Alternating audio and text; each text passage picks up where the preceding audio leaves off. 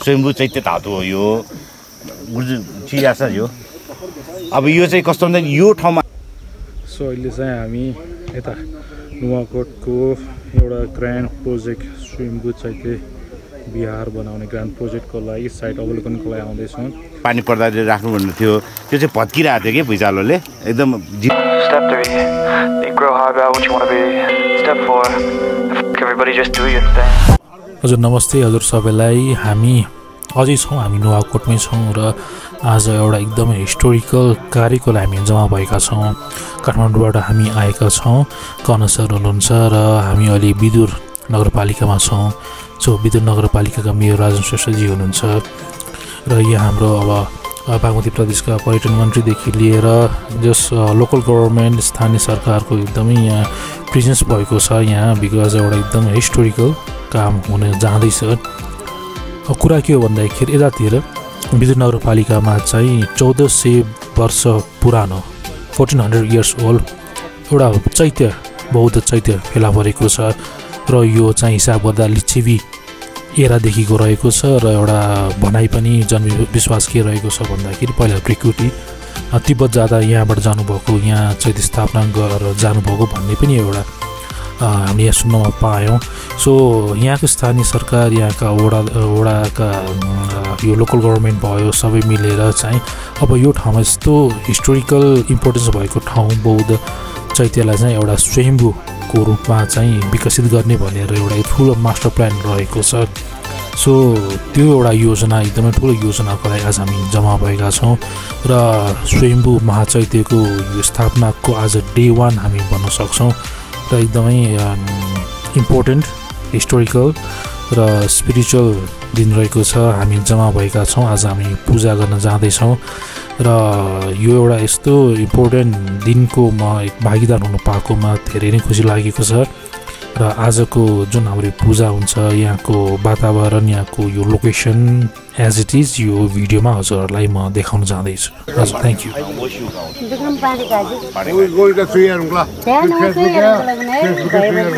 Status खतरा में so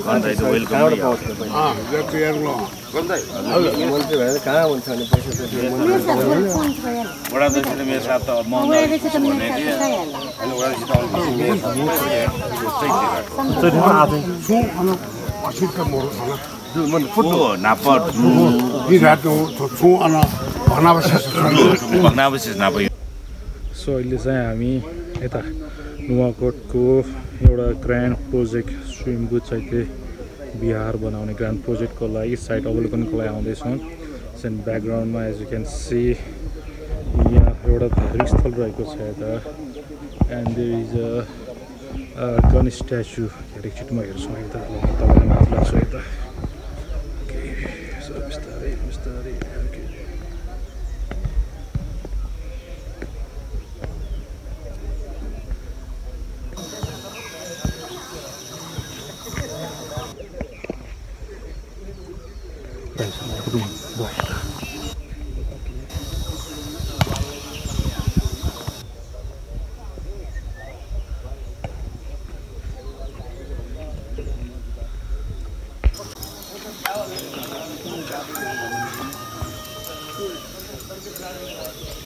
नगइकन नफर्नु है त।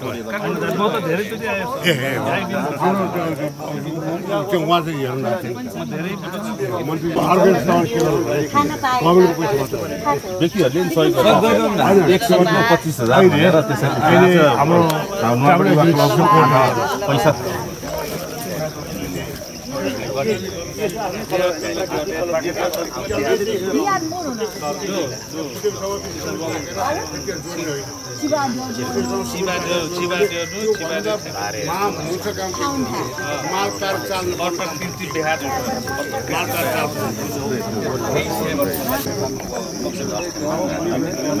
हजुर हजुर प्रोटेस्ट के भन्नु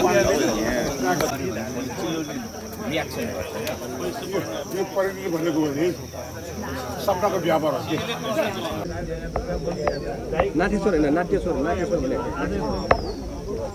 नाच्ने क्या नाट्य नृत्य नृत्य के नृत्य नाट्यस्वर।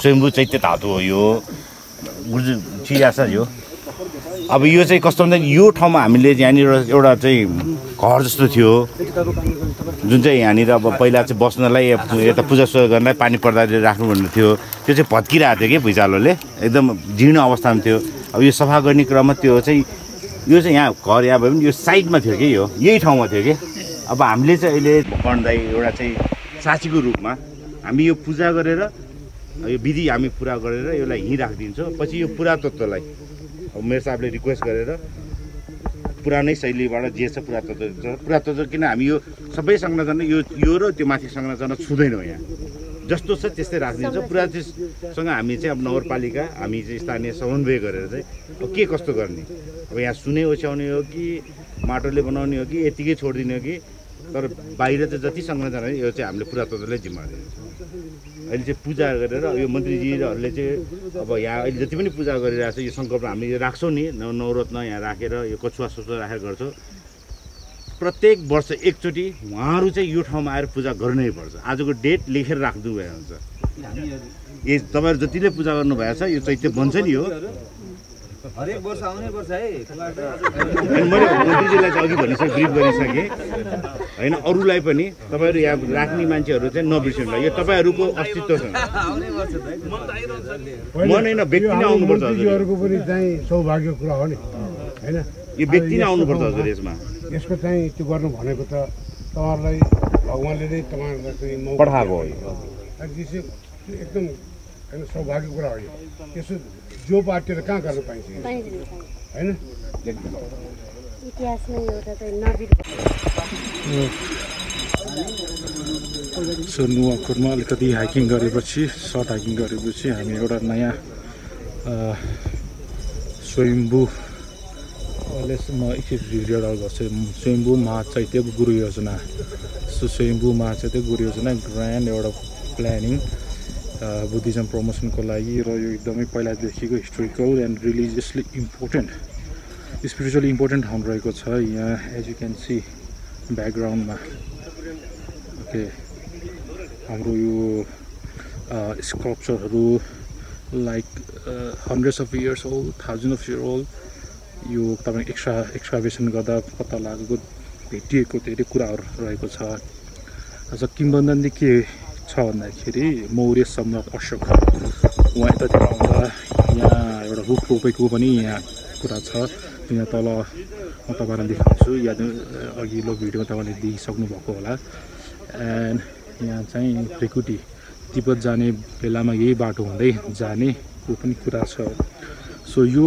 पोर्सन अफ नुवाकोट चाहिँ एकदमै रिलिजियसली हिस्टोरिकली इम्पोर्टेन्ट रहेको र यसलाई एकदमै प्रमोसन गर्नुपर्ने आवश्यकता भएकोले आज हामी केपिटी कनपुजी ट्रस्ट प्रोभिन्स गभर्मेन्टबाट माननीय मन्त्रीजीहरू पर्यटन मन्त्रीजीहरू एफएनसिसिआई सभासदहरू र यहाँको लोकल गभर्मेन्ट लोकल क्लब सबैजना एकदमै एकसाथ आएर अन्डर वान अम्ब्रेला आएर आजको यस गुरु योजनाको थालनी भएको छ कन्स्ट्रक्सन कामहरू बिस्तारै हुँदैछ बट यहाँ चाहिँ आज पूजा आजा गरेर विधिवत रूपमा चाहिँ थालनी हुने रहेको छ प्रोग्राम सो म तपाईँहरूलाई पूजा गरेर ठाउँमा चाहिँ लग्छु है त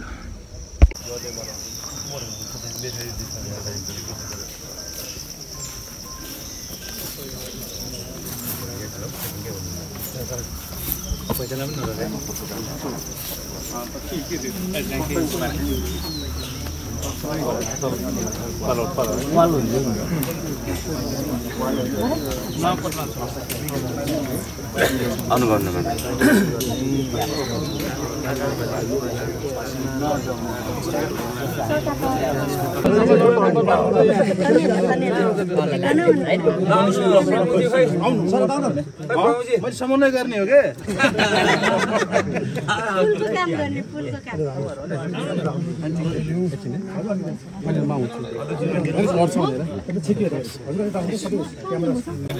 कहाँ होम सूर्य धन्यवाद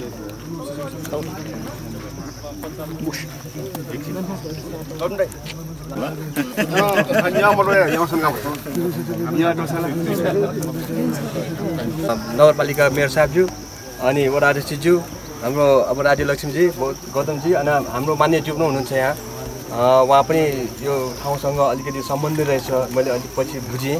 उहाँलाई सम्बोधन गर्दै आदरणीय यस ठाउँका आदरणीय विशिष्ट व्यक्तित्वहरू र आदरणीय दाजुभाइ तथा दिदीबहिनीहरू, आज जुन किसिमले हामीले यो शिलान्यास कार्यक्रममा सहभागी भयौँ, जुन यो स्थानमा यो नुवाकोटको यो उचाइमा एउटा चैत्य बनाउने र चैत्य यो बौद्ध सर्किट बनाउने अभिलाषाका साथ हामी आज शिलान्यास गऱ्यौँ।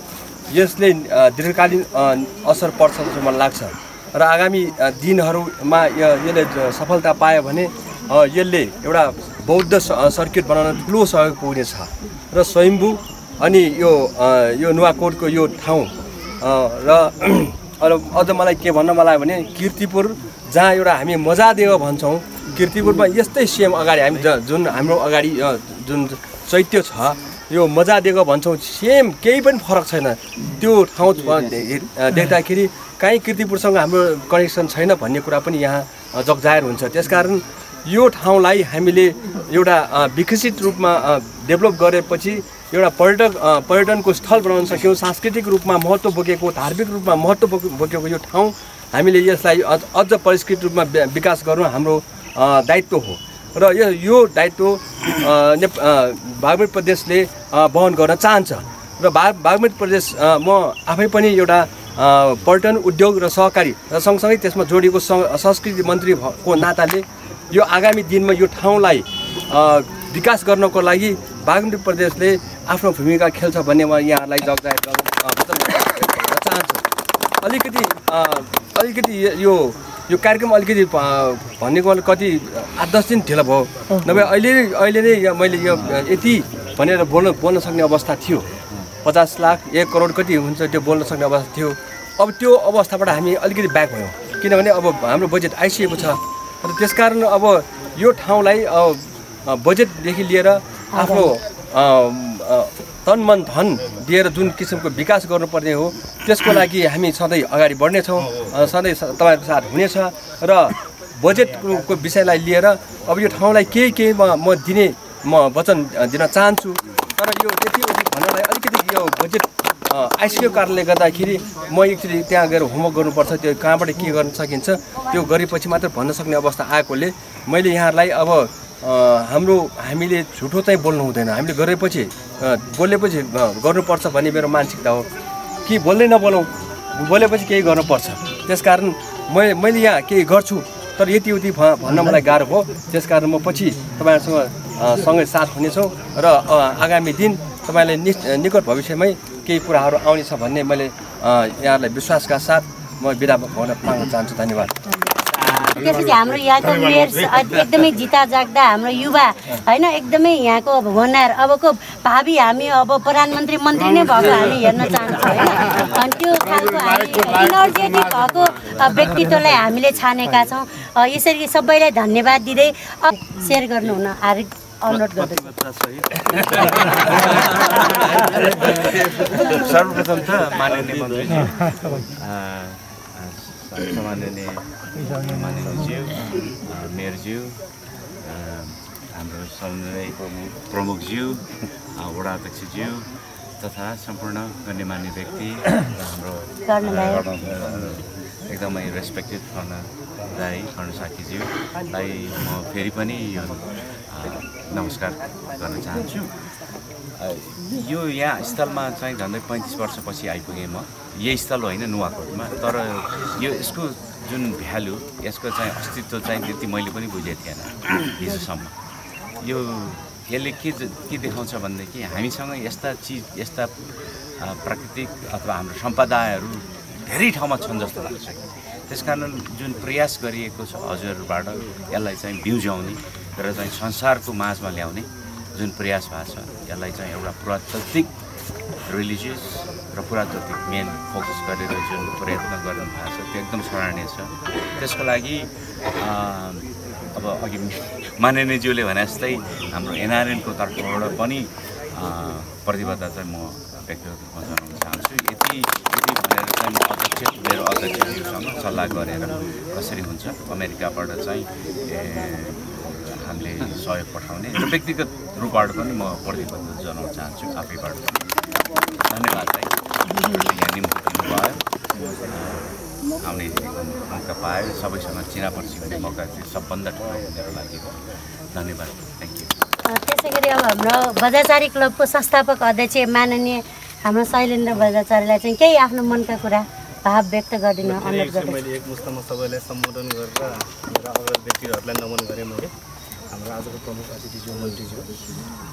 अब प्रतिबद्धताको सवालको कुरामा चाहिँ नि अब हाम्रो बागमती प्रदेशले उहाँले केही सकिन्छ भन्ने किसिमको कुरा गरिसकेको छ, तर सक्ने नै कुरा चाहिँ हाम्रो सामाजिक पार्टीको तर्फबाट चाहिँ नि हामी अघि पनि मैले उहाँसँग कुरा गरेँ, त्यो दायाँ बायाँको दुईवटा सिउँमा चाहिँ नि हामी चाहिँ जिम्मा लिन्छौँ र त्यो चाँडोभन्दा चाँडो अब मेयरको वडा हाम्रो पाटनमा चाहिँ नि त्यहाँ ढाकेर एकचोटि सुरुवात गर्नुको लागि चाहिँ हामी उहाँले चाहिँ सुरु भयो त्यसमा चाहिँ धेरै राम्रो हुन्छ र त्यो लगतै अब अरू हामी चाहिँ नि अब विभिन्न चाहिँ नि उपलब्ध हुने किसिमले चाहिँ सकभर चाहिँ नि यो 75 जिल्लाकै चाहिँ नि हाम्रो योसँग आस्था जोडेको एउटा स्टुपा चाहिँ नि राख्नुपर्छ भन्ने मैले भनेको, ताकि चाहिँ यो पर्यटन क्षेत्र सबैतिरबाट चाहिँ यहाँ चाहिँ आउने वातावरण तयार होस् भन्ने हिसाबले चाहिँ सबैलाई चाहिँ नि अब हामी सबैलाई शुभकामना दिन चाहन्छु। धन्यवाद। अब उहाँलाई धन्यवाद दिए। त्यसै गरी अब जिल्ला समन्वय समितिका हाम्रा प्रमुखज्यूलाई पनि केही आफ्ना मनको विचार प्रकट गरिदिनु हुन अनुरोध गर्दछु। त्यसपछि भन्ने समाप्त कार्यक्रम चाहिँ उल्टो हो, मन्त्रीज्यूले बोलिसकेपछि हामीले चाहिँ बोल्नु नपर्ने इन्फर्मल आजको यो कार्यक्रममा उपस्थित आजको प्रमुख अतिथि माननीय मन्त्रीज्यू र चाहिँ हाम्रो माननीय सांसदज्यू र यहाँ उपस्थित गर्ने मान्य व्यक्तित्वहरू, मेयर साहब र वडाध्यक्ष लगायत सम्पूर्ण उपस्थित हाम्रो चाहिँ कर्ण साथीज्यू र चाहिँ हाम्रो राजीव श्रेष्ठ लगायत सम्पूर्ण यहाँ उपस्थित हाम्रा चाहिँ अतिथिहरू, हाम्रो चाहिँ यहाँको उपस्थित हाम्रो चाहिँ यहाँको चाहिँ स्थानीय सम्पूर्ण साथीहरू, साथीभाइ, दिदीबहिनी सबैमा जिल्ला समन्वय र फेरि नुवाकोटमा यहाँलाई स्वागत पनि गर्न चाहे। र अर्को कुरा प्रसङ्ग अब जुन हाम्रो यो पुरातात्विक विभाग यो रहेको यो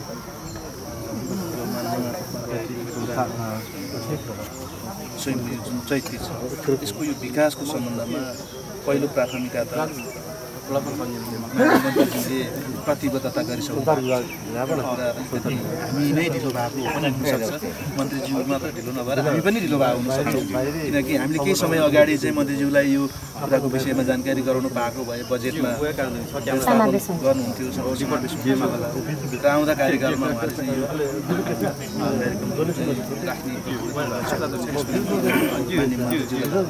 राख्ने आभार पनि प्रकट गर्न चाहन्छु र हामीले समग्र नुवाकोटलाई गर्दा यस्तो चाहिँ Okay, so back to Kathmandu. हामीले नुवाकोटको प्रोग्राम दुईवटा प्रोग्राम सकायौँ, एउटा स्वयम्भू चैत्य महाविहारको गुरु योजनाको प्रोग्राम र अर्को एउटा चाहिँ स्कुलमा केबिटीको इभेन्टको प्रोग्राम सकायौँ। सो प्रोग्राम सकाएपछि चाहिँ अब काठमाडौँ गर्ने चामे क्लबमा एउटा ठाउँमा हामी पुगेका छौँ। यसो खाना खानको लागि तपाईँहरूलाई यसो देखाउँछ। यो ठाउँ त राम्रो रहेछ है, लोकेसन राम्रो रहेको छ ठ्याक्क हाइवेमा। I will show you the name. This is what we have. Dhalangar. Okay. Dhalangar Agro Resort. So I will show you the background.